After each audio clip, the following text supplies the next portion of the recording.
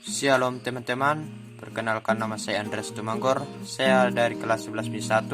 Di sini kita akan belajar tentang sistem reproduksi.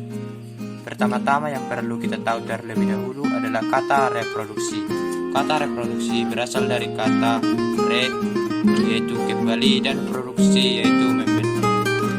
Jadi bisa dikatakan reproduksi adalah produksi kembali atau memproduksi kembali keturunan yang sama. Misalnya, ayam keturunannya ayam, kadal keturunannya kadal lagi, dan begitu juga makhluk hidup yang lainnya.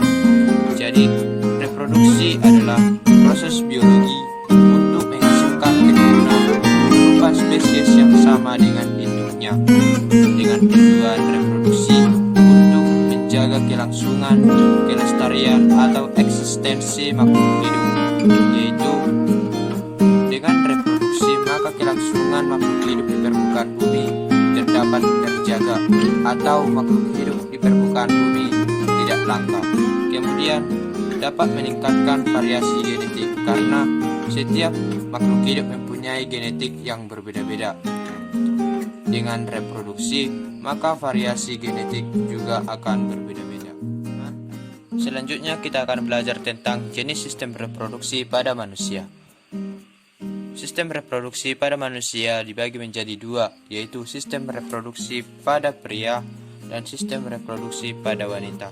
Nah, sekarang kita akan belajar tentang sistem reproduksi pada pria. Sistem reproduksi pada pria dibagi menjadi organ-organ sebagai berikut, yaitu penis, skrotum, testis, epididymis, vas deferens, ductus ejakulasi, uretra. Sekarang kita akan belajar tentang organ reproduksi pada pria. Nah, organ reproduksi pada pria dibagi menjadi dua, yaitu organ eksternal atau organ terluar dan organ internal atau organ terdalam. Nah, sekarang kita akan belajar tentang organ eksternal. Organ eksternal pertama yaitu skrotum atau kantong. Skrotum tersusun oleh kulit dan otot. Skrotum berfungsi untuk melindungi dan menjaga suhu testis tetap 2 derajat Celcius di bawah suhu tubuh normal. Karena pembentukan sel sperma itu optimum di kisaran 2 derajat Celcius di bawah suhu tubuh normal. Yang kedua adalah penis. Penis berfungsi sebagai alat kopulasi atau alat persetubuhan dan pengeluaran semen atau air mani. Penis ini juga dapat ereksi saat ada stimulus seksual karena penis itu punya jaringan erektil berupa corpus cavernosa dan juga corpus spongiosum yang bakalan terisi darah pas ada stimulus seksual. Nah, selanjutnya adalah organ reproduksi internal pada pria. Organ reproduksi internal pada pria dibagi menjadi beberapa bagian, yaitu yang pertama testis. Testis berjumlah sepasang dan berbentuk oval.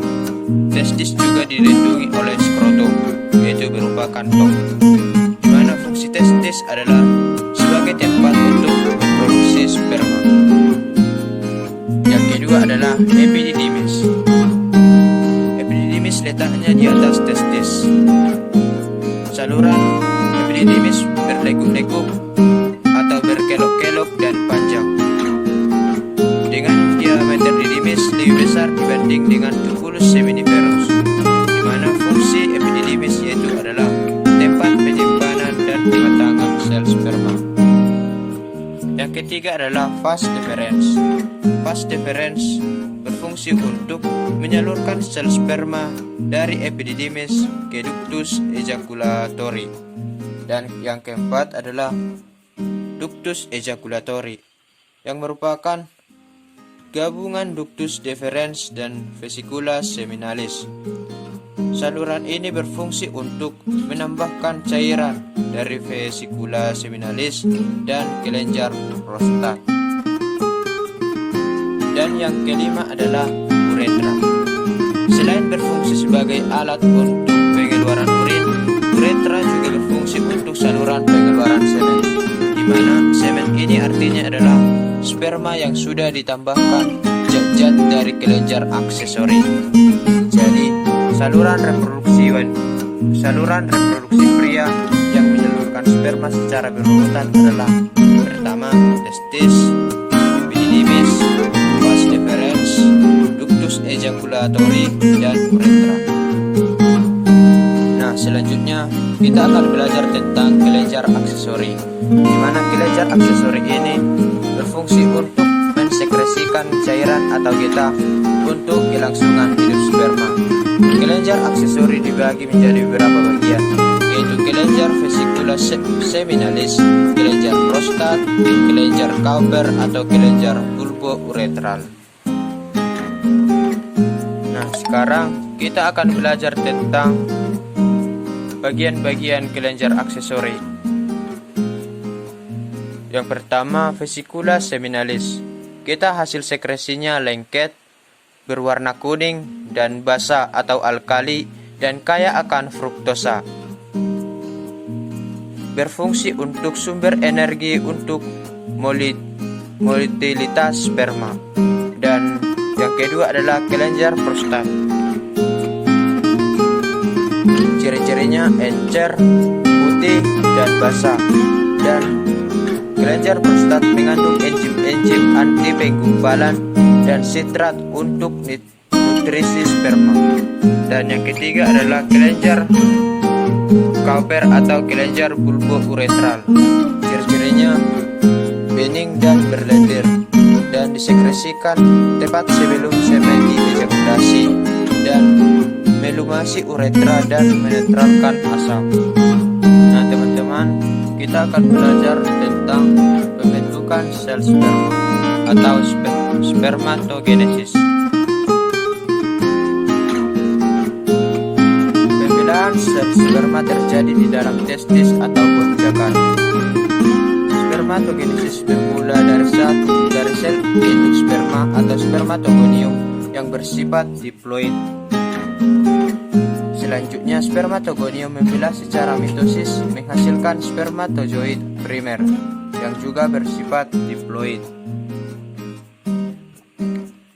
Selanjutnya, spermatozoid primer membelah reduksi atau meiosis menghasilkan spermatozoid sekunder yang haploid. Setelah itu, spermatozoid sekunder membelah menghasilkan spermatid, yaitu calon sperma yang belum mempunyai ekor. Sperma berkembang menjadi spermatozoa yang telah dilengkapi ekor. Setiap spermatozoa terdiri atas bagian ujung yang disebut kepala. Kepala ini mengandung akrosom yang berisi enzim hyaluronidase dan proteinase yang bergerak untuk menembus lapisan pelindung sel telur. Bagian tengahnya banyak mengandung mitokondria yang penting untuk